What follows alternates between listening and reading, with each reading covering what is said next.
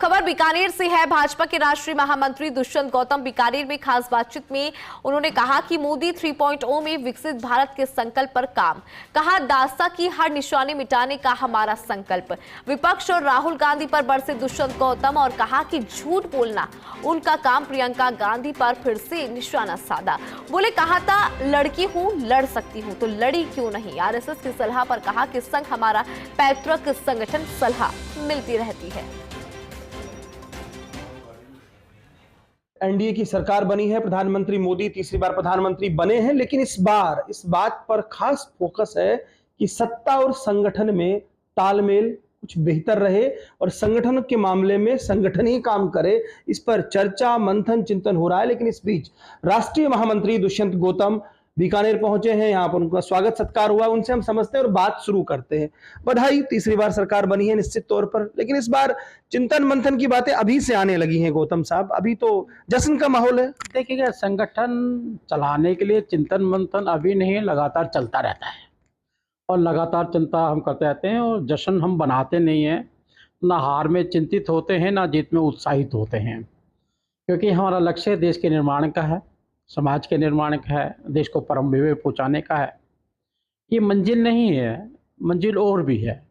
इसलिए जो संगठन का काम करने के लिए हमें सिखाया जाता है, तो संगठन में लगातार काम करके, और कभी परिपूर्ण नहीं होता व्यक्ति, ना कार्य परिपूर्ण होता है, उसमें लगातार नई नई चुनौतियाँ आती हैं। नई नई चुनौती को नए नए तरीके से संभालना पड़ता है, करना पड़ता है।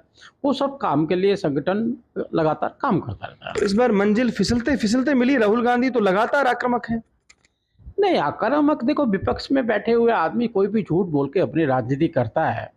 आज आप देखते हैं कि अनेकों महिलाएं लेकर कार्ड लेकर घूम रही हैं। उन्होंने कहा था 1 जून को 8,500 रुपये तुम्हारे अकाउंट में आ जाएंगे। मैं जानना चाहता हूं, चलो आपकी कहीं सरकार नहीं होगी पूरे देश में, आपकी हिमाचल में सरकार है, आपके तेलंगाना में सरकार है, आपकी कर्नाटक में सरकार है, सारी महिलाएं घूम रही हैं।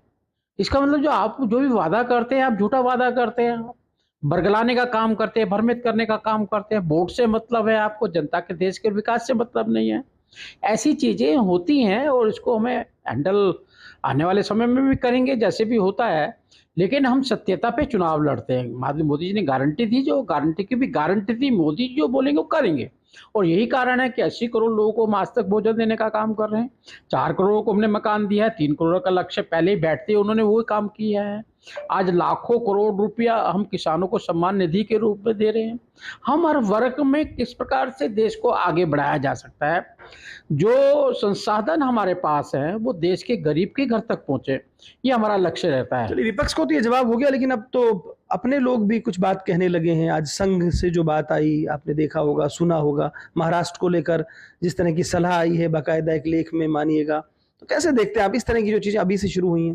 देखिए, संघ हमारा पैतृक संगठन है और पैतृक संगठन इस प्रकार का रोल उनका होता है, जैसे घर में बुजुर्ग माता पिता का होता है। हर चीज़ के लिए उनसे पूछ भी लेते हैं, वो भी सलाह देते रहते हैं और कभी भी उसको नकारते हम भी नहीं हैं।